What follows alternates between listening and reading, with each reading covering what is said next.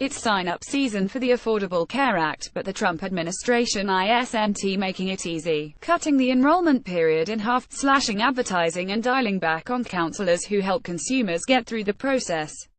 Many people already faced fewer choices and higher premiums. But President Donald Trump's decision to cancel a subsidy to insurers that lowers consumer costs compounded the turmoil, pushing premiums even higher. Add it all up and the number of uninsured people may start rising again, eroding gains that drove the uninsured rate to a historic low. It certainly is a hostile takeover, said health policy expert Joe Antos of the right-leaning American Enterprise Institute. We are going to see a decline in enrollment. The people who will drop out in droves are the ones who are not getting a premium subsidy.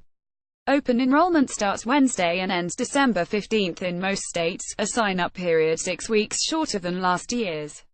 Some 9 million to 10 million people currently have private plans through the ACAS government-sponsored markets. More than 8 in 10 receive subsidized premiums, and are cushioned from rate increases. Federal help-paying premiums is still available despite GOP efforts to repeal the health law. Subsidized customers have a strong incentive to renew, but how many new people will join remains an open question. They're vital because healthier, younger people are needed to keep rising premiums from destabilizing the marketplaces. Already this year there was a big drop-off among consumers who buy individual coverage outside the government markets, and aren't eligible for premium subsidies. Their costs, however, are generally tied to rising Obamacare rates. A recent analysis found premiums for popular silver plans rising an average of 34% next year. Monthly premiums can be as high as a mortgage payment in some cases.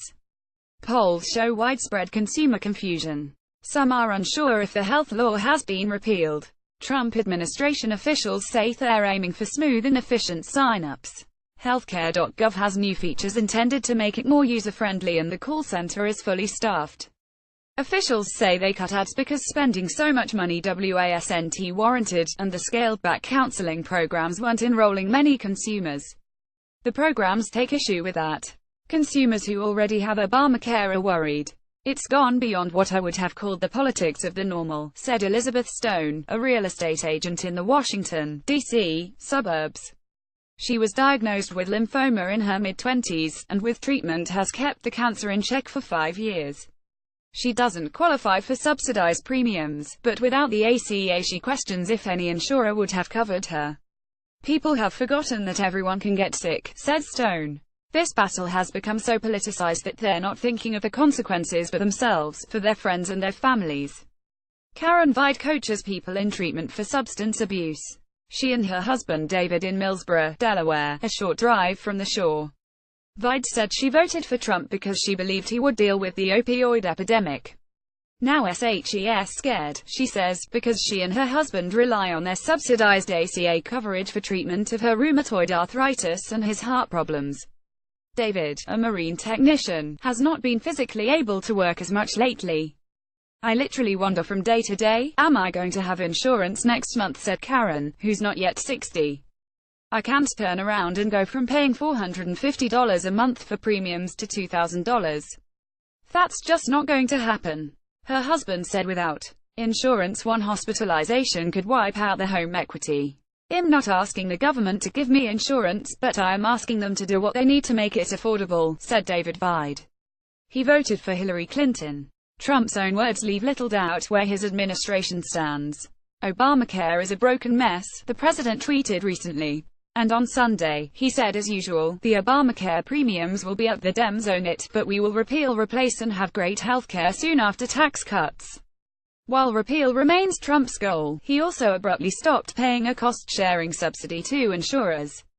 Officials say the payments were never properly approved by Congress, although they are called for under the ACA. Those payments offset reduced co-payments and deductibles for people with modest incomes, and unless they're restored, insurers will lose an estimated $1 billion the remainder of this year. State regulators have approved premium increases in the double digits to compensate insurers. In Austin, Texas, a non-profit that provides support services for the working poor is trying to prove Trump wrong. Foundation Communities has helped more than 22,800 enroll for coverage since 2014, without any federal money for its efforts. We're hoping to enroll about 5,000 people. Of course we have to do that in half the time, said Insurance Program Director Elizabeth Colvin. Full steam ahead. Around the country, other non-profits are ramping up.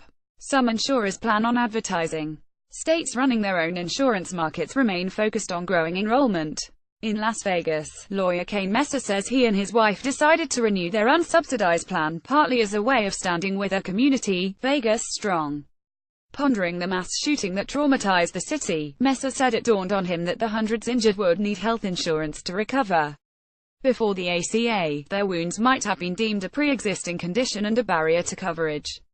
While Obamacare is by no means perfect, said Messer, it is a step in the right direction.